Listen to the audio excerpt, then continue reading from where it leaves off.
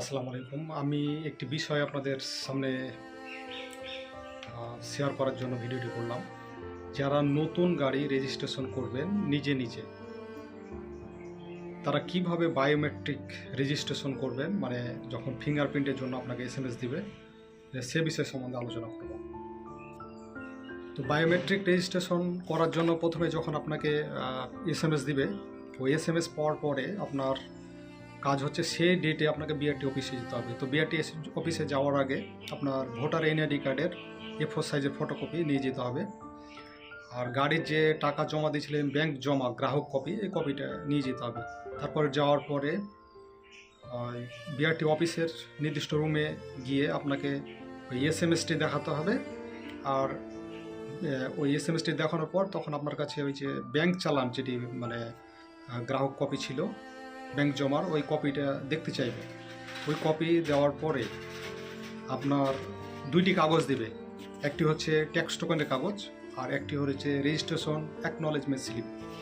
এই যে ট্যাক্স টোকনের এরকম একটা কাগজ দিবে, যারা 10 বছর রেজিস্ট্রেশন করবেন তারা 10 বছরে পাবেন, আর যারা 2 বছর মেয়াদি করবেন তারা 2 বছর মেয়াদি আর কি। তারপরে এই যেরকম একটা অ্যাকনলেজমেন্ট স্লিপ পাবেন রেজিস্ট্রেশনের, এই দুইটার ফটোকপি করবেন।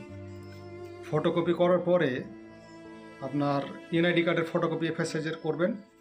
এই 3টা কপি নিয়ে আপনি চলে যাবেন যে রুমে বায়োমেট্রিক দেয়। বায়োমেট্রিক রুমে গিয়ে আপনি সেখানে কম্পিউটার অপারেটর আছে, তাকে আপনি কাগজটি দিবেন।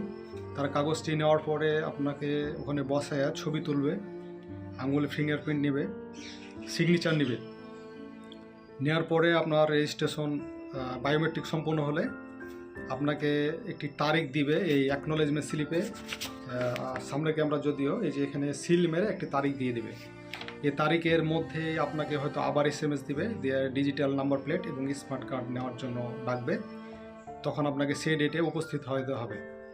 তো এখন আপনার রেজিস্ট্রেশন সম্পূর্ণ হয়ে গেলে আপনাকে এই কাগজ দুটি দিয়ে দিবে। এই কাগজ দুটি দিয়েই আপাতত আপনি গাড়ি চালাতে পারবেন, আপনার কোনো সমস্যা হবে না। তো এই ছিল ফিঙ্গারপ্রিন্ট দেওয়ার নিয়ম। ফিঙ্গারপ্রিন্ট কীভাবে দিবেন আমি ভিডিওতে কাগজগুলো আসলে দিয়ে দেবো ছবি, যাতে আপনাদের বুঝতে সুবিধা হয় যে কী কী কাগজ লাগে। তো আপনারা যাদের শিক্ষার দরকার তারা দেখবেন, আর যারা জানেন তাদের জন্য ভিডিওটা নাই। তো ঠিক আছে, ভালো থাকবেন। আসসালামু আলাইকুম।